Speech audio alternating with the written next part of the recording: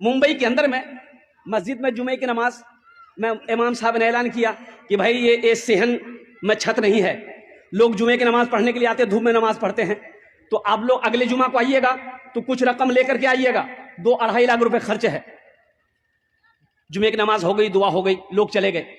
عصر کے وقت دیکھتے ہیں ایک آدمی میلا کوشیلا کپڑا پہنا ہوا، پیر میں چپل نہیں ہے، اپنی بیوی کے ساتھ میں ایک تھیلا لے کر مسجد کے اندر میں داخل ہوا۔ مؤذن صاحب سے سلام دو، مؤذن صاحب بولا، اے مؤذن صاحب، امام صاحب کہاں جے ہو؟ بولا چندہ کرنے آ گئے ہو؟ بولا نہیں، ہم چندہ کرنے نہیں آئے، چندہ دینے آئے۔ چندہ دینے آئے؟ بولا ہاں، امام صاحب تقریر کیے تھے نا جمعہ میں۔ امام صاحب کے پاؤں سے زمین کھسک گئی، کیا بول رہا؟ بولا پیسہ لائے؟ بولا ہاں پیسہ لائے، امام صاحب کو اٹھائیے۔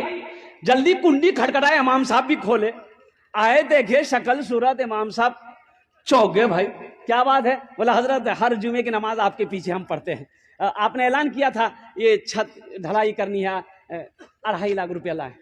امام صاحب نے کہا کہ ہم تمہارا پیسہ نہیں لیں گے، بیٹھو بیٹھو، پانی پلایا چاہیے۔ یہ تمہارے ساتھ میں کون ہے؟ میری بیوی ہے۔ اچھا ٹھیک ہے۔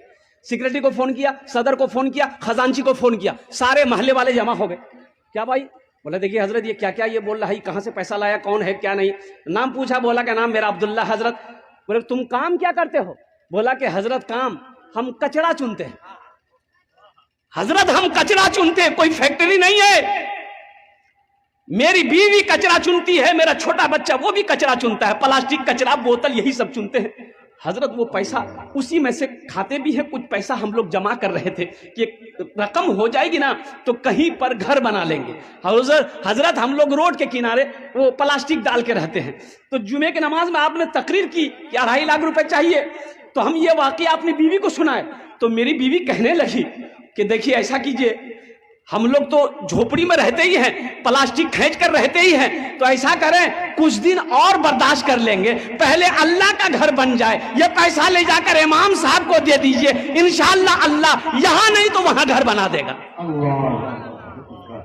مسلمانوں، امام صاحب کی آنکھوں سے آنسو جاری ہو گیا، اور محلے والے کھڑے ہوئے، بڑے بڑے پیسے والے زمیندار کروڑ پتی لوگ تھے، بولے تو شرم کی بات ہے، چندہ کیا، آپس میں چندہ کیا، تم کتنا دو گے؟ بولا 25,000، آپ کتنا دو گے؟ 50,000، وہ کتنا دے گا؟ 10,000، چندہ ہوا 5 لاکھ روپے چندہ ہوا، 5 لاکھ روپے چندہ ہوا۔ چندہ کو امام صاحب نے اپنے پاس رکھا، ان سے پوچھا کہ بھائی ایسا کرو تمہارے پاس کتنا؟ بولا حضرت 2.5 لاکھ۔ بولا لے آؤ، 2.5 لاکھ روپے تم مسجد میں دینا چاہتے ہو؟ بولا حضرت یہی نیت کر کے آئے، قبول کر لی۔ بولا ٹھیک ہے، تمہارے پیسے کو میں نے قبول کر لیا، اب یہ 5 لاکھ روپے جو ہے امام صاحب نے اس کے ہاتھوں میں دیا کہ یہ پیسہ کو تم قبول کر لو، اپنا گھر بنا دو۔